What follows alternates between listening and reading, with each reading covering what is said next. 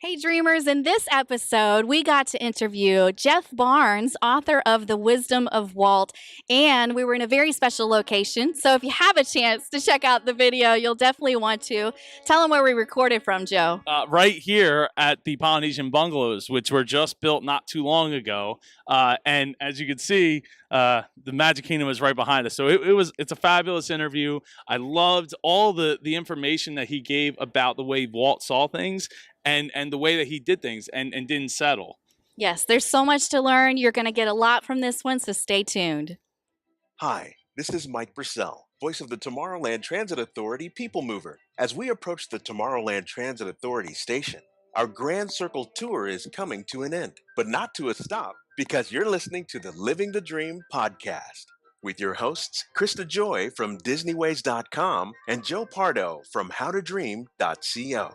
Hold on tight, because today's journey leads to tomorrow's dream. And get ready for the Living the Dream podcast. Welcome to the show. A college level course on Disneyland. Yes, it's real. And now that course has inspired an imaginative and innovative new book, The Wisdom of Walt, Leadership Lessons from the Happiest Place on Earth. And for Jeff Barnes, Disneyland is actually a model for success that can inspire us all. Jeff is the author of this wonderful book. We are so excited to have him today in this gorgeous location. We're at the bungalows at the Polynesian Village Resort. Can't beat that for an on-location interview. So we're so excited to talk to you today. Thanks, Jeff, for coming. Thank you, Krista. I'm thrilled to be here. Yeah, I know. Me too. Me too. But I gotta show everybody like what it looks like outside the window right now. Hold on a second. Look at this. Hold on. Let it just soak in. Soak it all in. Isn't that awesome? We got a pool there. And we got our kitchen over here. And yeah, it's just amazing. It's amazing. It's best-selling author over here. Oh, yeah, we got an author. So we'll do a whole other episode on the bungalow here. But right now it's all about Jeff. So Jeff, why don't you go ahead and just get us started? Tell us about how the college course launched the book. Sure. Well, I live in Southern California with my beautiful wife and our kids, and I teach at California Baptist University, and I'm a huge Disney fan. Actually came to Disney World for the first time in 1974 and actually didn't make it to Disneyland until 1988. But once I sort of learned the story of Walt and all of the risks that he took to make the kingdoms that we enjoy so much possible, and the way in which he was willing to really risk everything to make his dreams come true, I just really became moved and inspired by that. And as an administrator, one of my primary roles at the university is to come along students and to mentor them and to assist them in being as successful as possible. And it dawned on me that if we listen to the park, meaning if we really pay attention to what's going on in the Magic Kingdom, we can see examples of what we need to be doing in our own lives so that every day can be magical and all of us can be as successful as possible. And realizing that, Disney or Disneyland is something that is very accessible for our college students. So I was able to teach them lessons without sort of preaching to them or hitting them over the head with it. Now, what are some of the hoops that you had to jump through in order to get to teach that course? Well, the first thing I had to get over was, quite frankly, myself. And what I mean by that is I was convinced that if I went to a university and said, hey, I want to teach a college-level course on the history of Disneyland, they'd give me a fast pass to the unemployment line. They would simply come back with, hey, we're a real university. We don't want a Mickey Mouse class on our campus. Pun intended. Pun intended.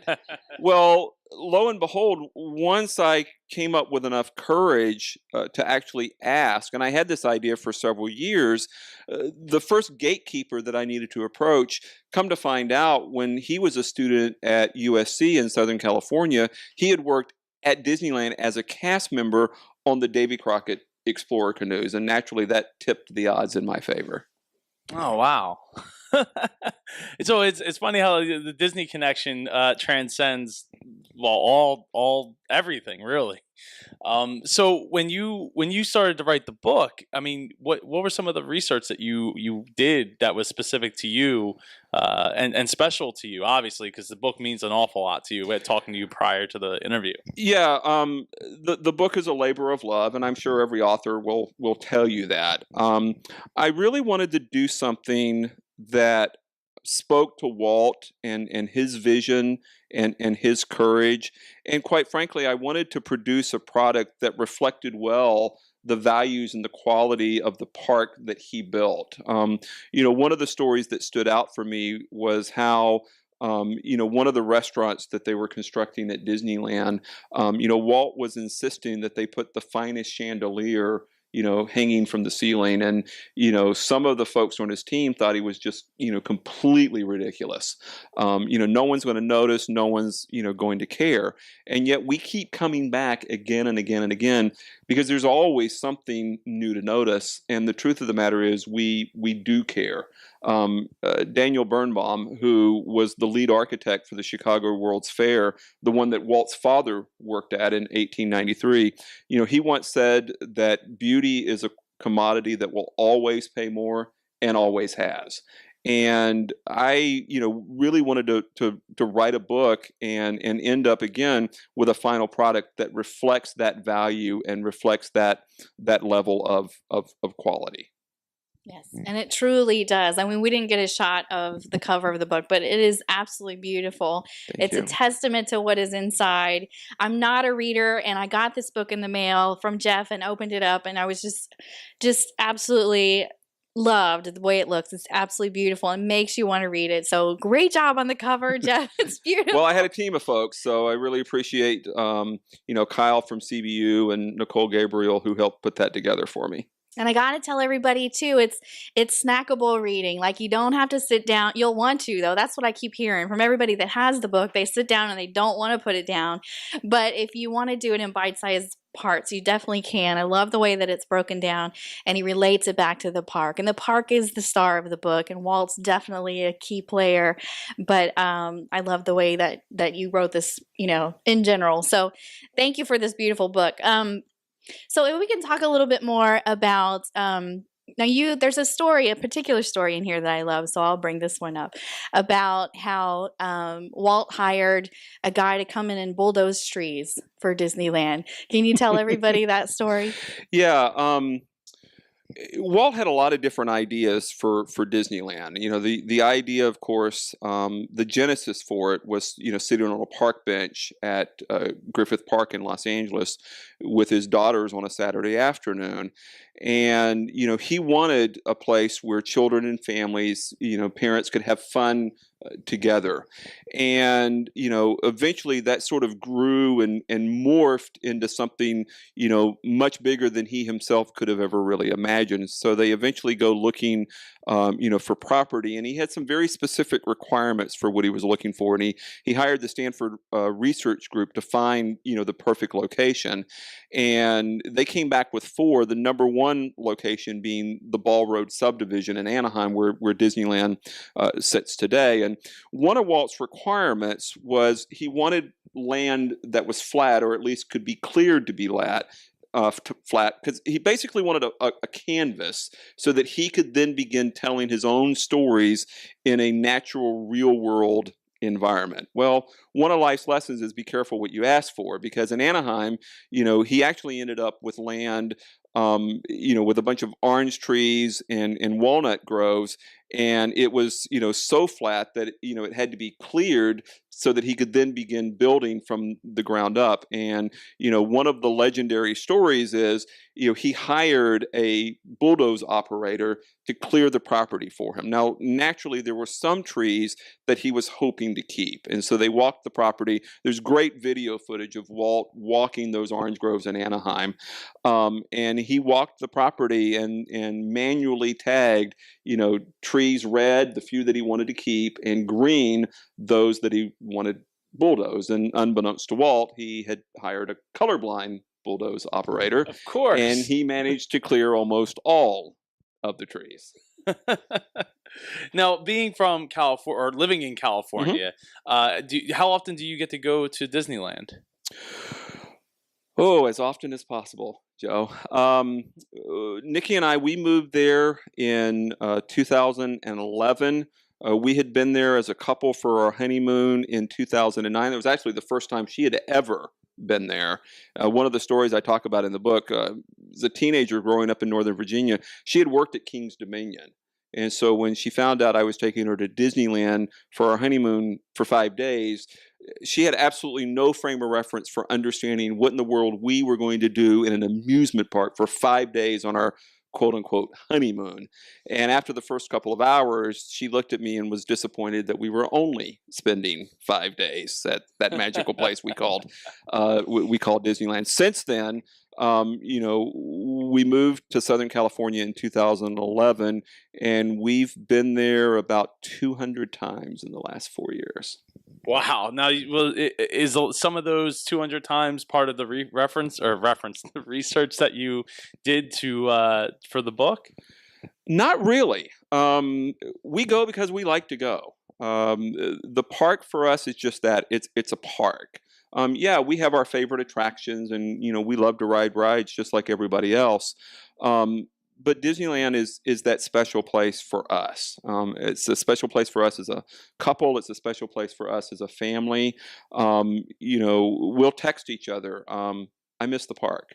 And that's sort of a cue to each other that, hey, it's been a couple of days. It's time for us to go back. The research for the book, it's really sort of a melding of Walt biography, Disneyland and Disney World history. But again, because of my work in the field of helping students be as successful as possible, it is filled with quotes and stories and anecdotes about really the best techniques and best practices for personal development and personal success.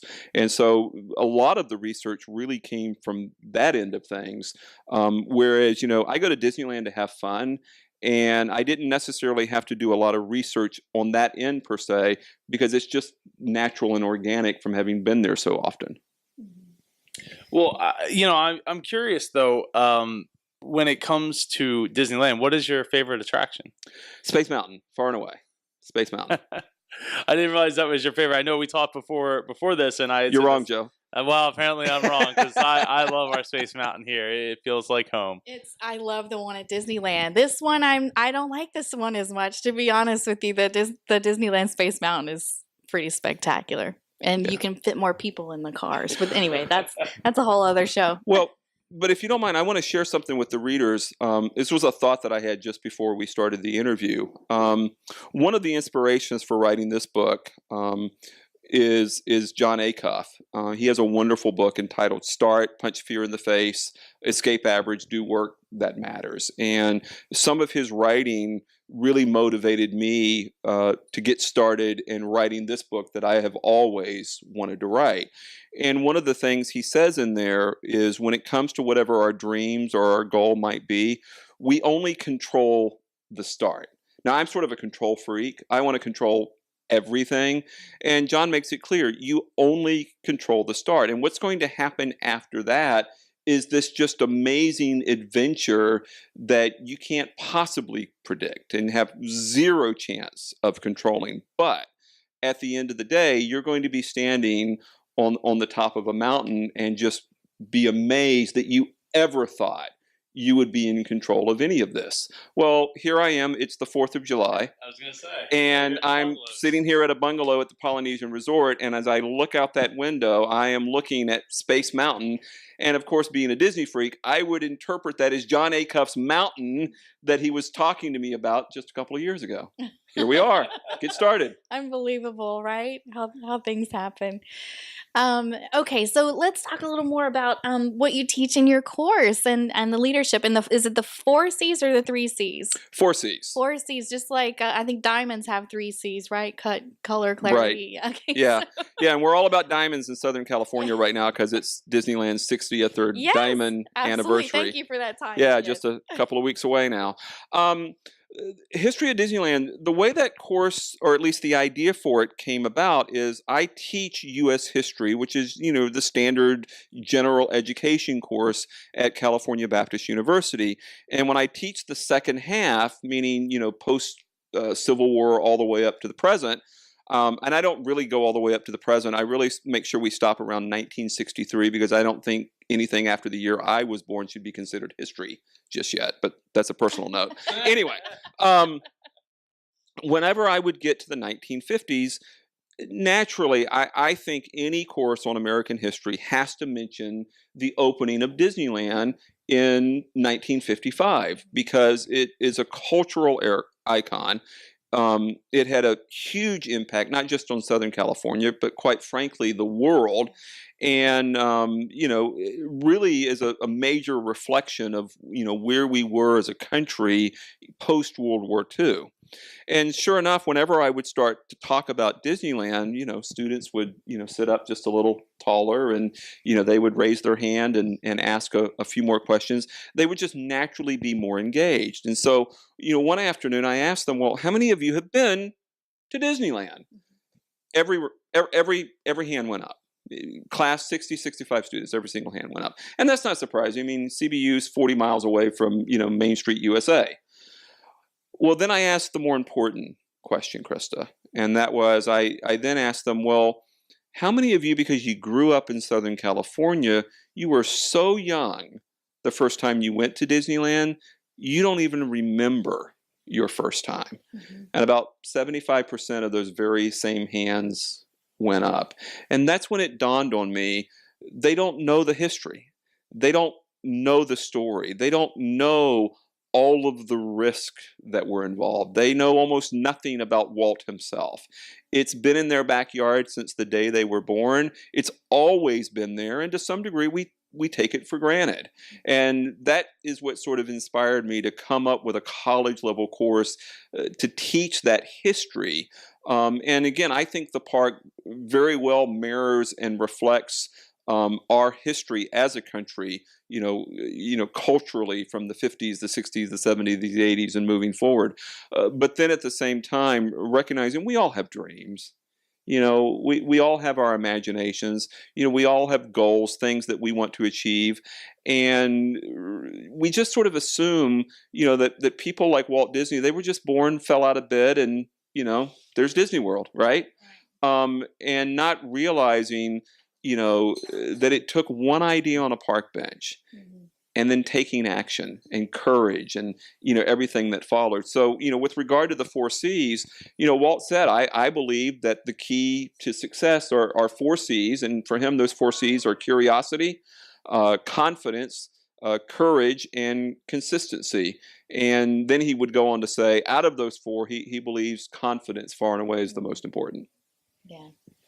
I have to agree. Well, yeah, I mean, he definitely had to have confidence in his own dream, his own vision, to even after the failures, to continue to just say, you know what, I know this is what's right, and I'm gonna make it happen. Yeah, Joe. When I go in and give the very first lecture in the History of Disneyland course, I start with a lecture entitled "The Walt Disney of Disneyland," recognizing that they probably at this generation don't know a lot about Walt. They are shocked to find out that he went bankrupt. Mm-hmm. They are stunned to find out, that his first successful cartoon character, was lost to Universal. They are surprised to find out that he and his brother, fought almost tooth and nail during their entire life and entire partnership, because Roy was always watching out for the money and Walt always had these crazy dreams and crazy schemes. Again, they just assumed that Walt was special and, gifted and, he just, spoke the word and these things happen. And, the realization that Walt did what all of us can do, and that is, have ideas, use our imagination, and then explore them with curiosity, confidence, courage, and consistency. And at the end of the day, who knows what the world might look like when we're all said and done. Yeah, I mean, you have to be able to build a team, and that's what I think a lot of them don't understand. You look at Steve Jobs or Bill Gates or whoever you want to look at. It's really the team of people that they surround themselves with. They have the ideas, but they don't always have the know-how to do it or the money, and that's where Roy, even though he fought him, you need somebody that's the money guy. Yeah, absolutely. Walt needed someone who was a counterbalance to him. Absolutely. And if you look at his career and his life, I think one of the challenges with Walt is he would fail and then have a success, but he would then take that success and want to take it to the next level, and it would have some sort of difficulty, challenge, obstacle, maybe even another failure, and then he would want to take it to the next level again. It's almost sort of sad for me, but one of the places that I did do research for the book was we did go to the Disney Family Museum at the Presidio in San Francisco, and there's a great quote there. When Walt was working on Mary Poppins, and you have to appreciate the time frame here, Mary Poppins is after Disneyland has opened, and just around the time frame that they're starting to get serious about the Florida project and the World's Fair. And he said he got a little nervous when he was working on Mary Poppins because the budget was getting bigger and bigger and bigger, and they were doing some crazy things with both animation and live action at the same time. And he said there wasn't a single person at the studio, to include his brother Roy or to include his wife Lily, who questioned what he was doing or asked anything about money. And he said that was the only time in his life where he sort of had this reassurance that, hey, maybe they think I know what it is that I'm doing. And what's kind of sad about that is that's just 2 or 3 years before he passed in 1966. Yeah. Well, sometimes you need that that doubt in your own mind, because otherwise you become too big for yourself, right? And then it's like, hey, I know what I'm doing, and you could very quickly turn into a monster that nobody wants to work with you, and then that team could quickly fall apart, and you basically become your own cancer. Yeah, and I have a chapter on taking care of your team, and I start with drawing the reader's attention to the fact that when you walk into a Disney park, there is a detail about team building that could be quickly missed if you don't pay attention to it, and that's the name badges. Everyone at Disneyland, and it doesn't matter who you are at Disneyland, Disney World, everyone wears a badge with simply your first name and the location that you're from. There's no last name, there's no title. Walt hated people that were pretentious, and there's a great story. One of his famed, photographers who ended up having a window on Main Street above the photo shop at Disneyland. He was having breakfast with Walt on Main Street one morning before the park opened, and a waitress came to take their order, and she was unbelievably nervous because, it was Walt himself sitting there getting breakfast, and she was taking, his order. And she, of course, recognized who he was, and when she was taking the order, she referred to him as Mr. Disney. And he immediately corrected her and said, there's only 2 Misters at Disneyland, Mr. Lincoln and Mr. Toad. And I just think that's a great story. That's classic Walt, right? I think that's a great story too. Well, back to the book. I am excited too because I feel like this is going to be a reference book for me. I think that for people that are on a journey and that maybe they're feeling discouraged, there's going to be certain chapters where they look back and read again for inspiration. And I love another story that's in here, if you can tell it without me giving too much away, but basically someone saying that they wish Walt could have been at Walt Disney World to see this and what was said there. Yeah. The very first chapter is entitled Sitting on a Park Bench. And what I try to do there is get folks to understand that, again, our thoughts matter. We have ideas, we have dreams, we have imagination. And, Walt just didn't think of a place where, parents and children and families could have fun together and then get up and walk away from it. He did something about it. And, over time, that morphed into the success that is Disneyland.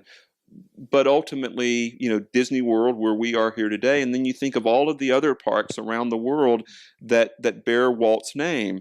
And, Walt died in 1966. They had announced the quote-unquote Florida Project. It didn't even have a name then. In 1965, Walt passes in 1966. They break ground here in 1967. So again, Disneyland is the only park that Walt ever physically got to walk in. And so in 1971 in October, when Roy and the rest of the team and the family are here to open and Walt Disney World, and by the way, it was Roy who insisted that it be called Walt Disney World, not just Disney World, because he felt as though his brother never got quite as much credit as he should have. They were getting ready, to open what was then Walt's biggest dream ever. And they were sort of sad that Walt wasn't there to see it. And so someone said, well, the closest we have to Walt is Mickey. And so they made sure that Mickey joined them on the platform. And then another, Disney team member said to one of the executives who had worked really, really closely with Walt, isn't it a shame that Walt isn't here to see all of this? And that team member who knew Walt so very, very well turned to that other cast member and said, Walt did see it. That's why we are here. And that's how our dreams come true. Yeah. It starts with our imagination and then our willingness to take action. I got a question. With in regards to Steve Jobs, talking about Walt Disney and him being, his passing and everything, and in his eyes, the problem with Disney was that everyone kept asking, well, what would Walt do? And they're like, well, Walt's been gone for decades now. We need to stop asking, what don't ask what would Steve do? Right. What you got to say, what's the right thing to do? What's the perfection, in that, and what's the best thing that we can do at the time? What's your opinion of that? Well, there's a really key point about leadership there, Joe.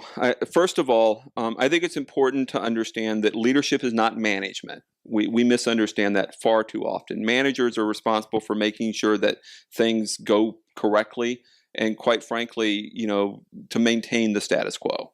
Leaders are individuals who should be tasked for taking us from where we are to where we want or where we need to be. And so for me, the definition of a leader has nothing to do with title, our rank, our position. You know that you're a leader when you have followers. You know that you're a leader when you have people who are willing to go from point A to point B. But then secondly, you also know that you're a leader not just when you have followers, but when you are also transforming those followers into leaders as well.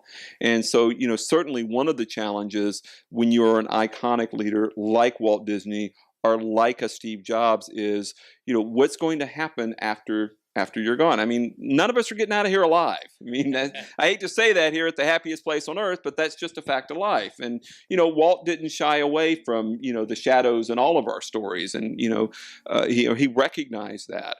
So, if you think about, what is your legacy going to be? Walt himself said, first of all, he wanted to be remembered as a storyteller. And I think history has been very kind to him in that regard. But then secondly, his proudest achievement wasn't Walt Disney World or Disneyland. His proudest achievement was the team and the organization that he built to help make all of those dreams a reality. And so, what happens after we're gone, I think it would have been really, really important at some point. And maybe, Walt had this conversation, maybe he didn't. He said Disneyland will never be finished as long as there is imagination left in the world. And there was about a 15-year gap for whatever reason. Folks couldn't imagine Disneyland or Disney World other than what would Walt do. Yeah, and it suffered because of that. Absolutely. And speaking of legacy, before we got on the interview, you had talked about basically your legacy, and that's part of why you wanted to write the book was to leave what are you putting out into the world and leaving for the rest of the world. So thank you. Thank you for doing that, and not just as you said, staying where you were 10 years ago to just still be where you are 10 years later. So thank you. Well, you're welcome, Joe. I think there's an important story here. again, we all have dreams, we all have goals, we all have imagination. For me, for whatever reason, the idea, that I've sat on for 20 years was that, Disneyland and Disney parks can teach us what we need to know to be as successful as possible. I'm just enough of a kid to believe that every day, no matter where we are or what we're doing, can be like a day at Disneyland. And so I wanted to write a book that sort of, spoke to that. But I didn't have the courage to do it, quite frankly. I had all of the doubts that, a lot of us, are darkened with. And, last summer, the day after my very first lecture in the History of Disneyland course, I was diagnosed with a brain tumor. And, the neurosurgeon, first thing he said was, that's got to come out. And then secondly, he said, right away. And, it was Friday and he wanted to operate on Tuesday. And I didn't let it happen. And, I haven't met a lot of neurosurgeons, fortunately. People tell me they're not accustomed to being told no. And I was telling this neurosurgeon at Cedars-Sinai in Los Angeles, you're not operating on me until I'm ready, and I won't be ready until my History of Disneyland class is done. And he didn't get it. He didn't understand that at all. And a lot of my friends and family didn't understand it either. But teaching that course was my passion. And fortunately, health-wise, I'm doing great today. I feel better than I have in years. But when I came through on the other side, my wife and I sat down and, I shared with her that, hey, I'm really not going to be here for forever. And, you have that moment where like, wow, almost sort of a brush with death, if you will. And the only regret that I had at that point, Joe, was that I had not written this book. And my wife, being the phenomenal team member that she is, she said, well, if you're 51 and that's your only regret, then let's just do it. Mm-hmm. What would it take? What would you need? How can I help? Let's do it. And so, I had the surgery last July. I went back to work in September. I started writing the book in November, and here it is July 4th, and we're sitting here with hard copies of The Wisdom of Walt. It's amazing. Wonderful. Thanks, Nikki, if you're watching. We appreciate you. It's great. So we have to wrap it up pretty soon, but I wanted to ask you, if somebody's on the fence about buying this book, this gorgeous book, which I don't know why you'd be on the fence, but if you were, what would you say to that person? Well, I would say, first of all,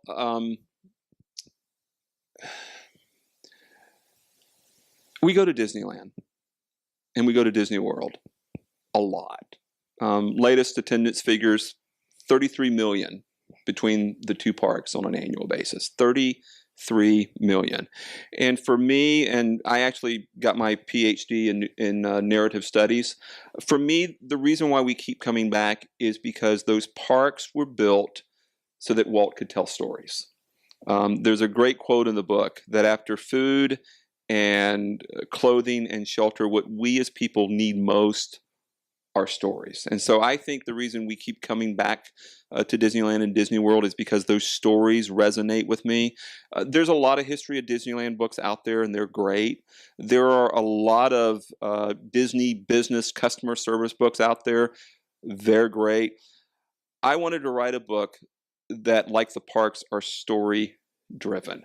And so what I really hope to be able to do is to connect Walt's story and the story of Disneyland and Disney World with the individual story of every reader. I would like to see every person live as successful a life as possible.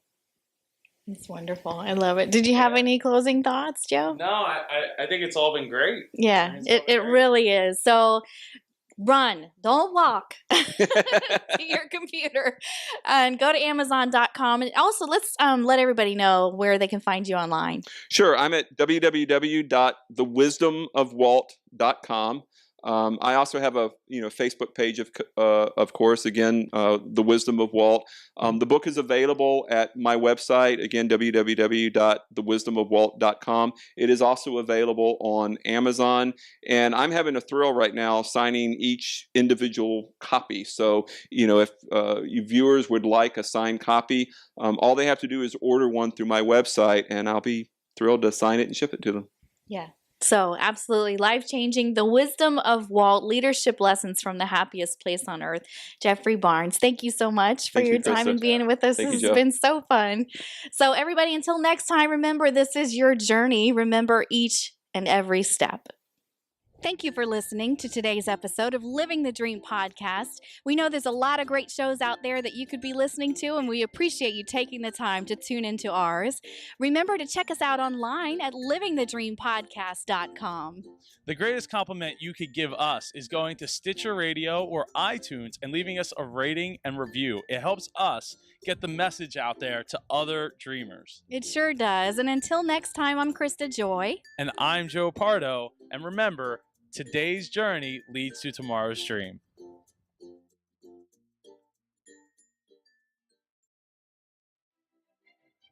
If you can dream it, Mad Hatter Adventures can help make it happen. Mad Hatter Adventures specializes in everything from family trips, corporate travel, and last-minute getaways. Let Mad Hatter Adventures take the stress out of planning your trip and help save you money. There's no charge for their services, and they specialize in Disney vacations. Visit madhatteradv.com or give them a call at 1-844-M-HATTER today to find out more. Make all your travel dreams come true by calling 1-844-M-HATTER.